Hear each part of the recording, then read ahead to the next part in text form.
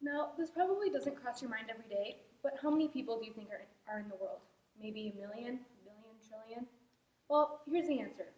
There are about 7 billion people living in the world. Now, I want you all to imagine every single person. Now imagine them all put into one space, about the size of Green Bay. People would be extremely cramped. But imagine how many ideas could be bounced around and put into action. We might be able to change from a world at war to a world at peace, or a world of pollution and smog to an environment of abundant green forests and fresh air. If everyone works together, though we might not have to imagine it, everyone living in the universe today is different in his or her own way, whether it be by personality, beliefs, race, gender, or age. And although we may not all contribute to the same activities or organizations, everyone can still make our home a better place. Some people save lives, like firefighters and doctors. Some people use their ability to make peace, like Martin Luther King or Malala. Some people use their sense of humor to make people laugh, like Kevin Hart, Will Ferrell, and this cat meme that I found on the internet. Some organizations and companies even help to provide a better future for everyone, like the American Heart Association. Now, who here has ever thought about changing the world? This extensive task can start with something as simple as volunteering. In 6th grade, my class and I went on a field trip to a local food pantry where we helped stock shelves.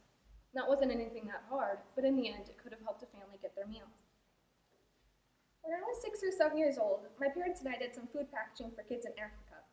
I don't remember it all that well, and besides the point, I sat down and whined the whole time I wanted to go home.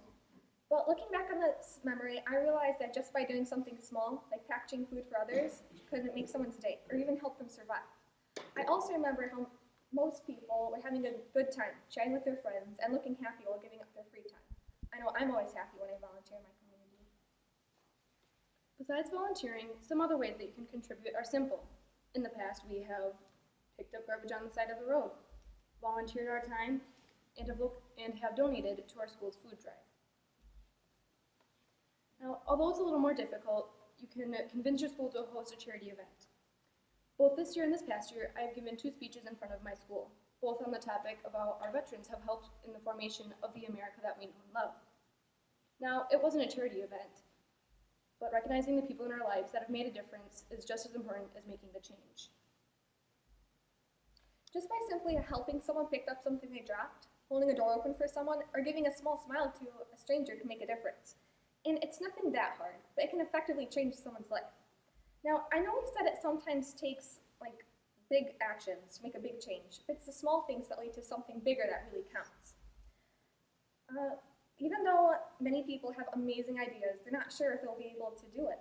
But the truth is, if you love what you do and work hard at it, you can use any one of your skills and utilize it to form a new type of society.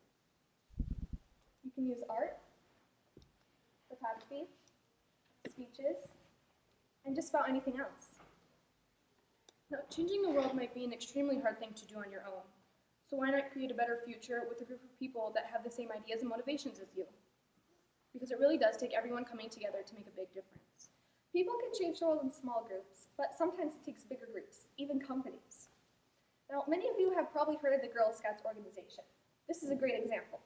About 100 years ago, Juliette Gordon Low got the idea to start a group to empower girls of all ages.